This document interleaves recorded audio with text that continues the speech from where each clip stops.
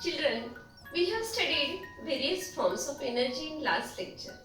Now, we are going to study green energy resources. What is the need of studying this? Because nowadays energy saving is very important. Energy saving is as good as generating energy. We should save energy, otherwise we have to face global warming. This is very disastrous situation, and now we are moving towards this global warming. But we can save our world from this disaster. How? We can save energy. We can put off the lights whenever there is no need of light. We can make use of bicycles for going certain distance. We should not use the vehicles that those are based on petrol or diesel, so that we can save that petrol diesel also. Because energy resources are limited. These conventional energy resources, they are limited and they are non-renewable. That's why we should save them. Also, we should make use of sunlight more and more. We should make use of solar energy, so that these conventional energy resources can be saved. In this way, we have to save energy and we have to help the world from the crisis, energy crisis.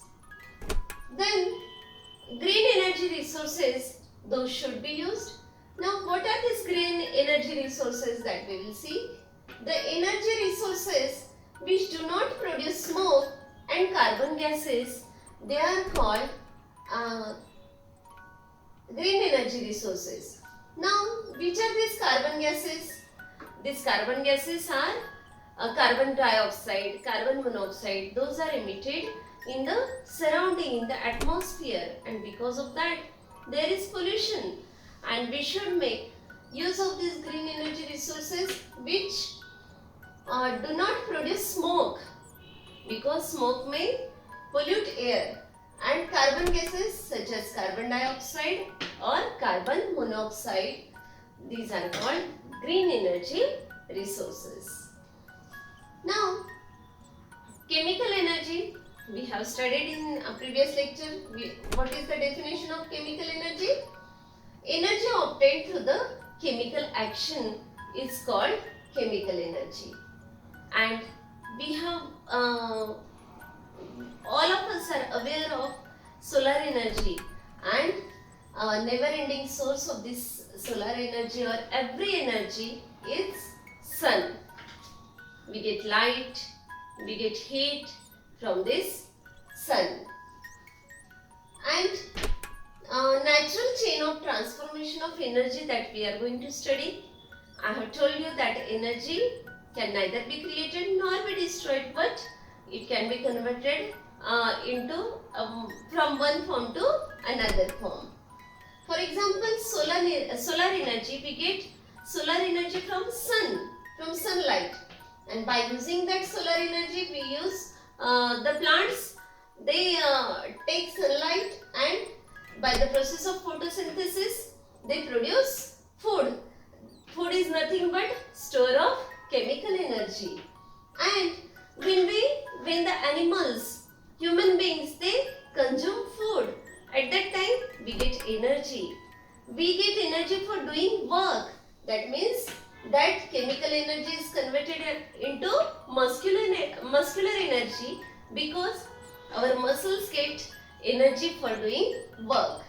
Then heat is also generated after consuming food. That means this chemical energy is also converted into heat energy. In this way, this is the natural chain of transformation of energy. We know that there are two types of sources: conventional sources of energy and non-conventional. पारंपरिक ऊर्जा स्रोत आणि अपारंपरिक ऊर्जा स्रोत. Now, these conventional energy resources, they are non-renewable. They are limited. Whereas non-conventional are renewable, they are not limited.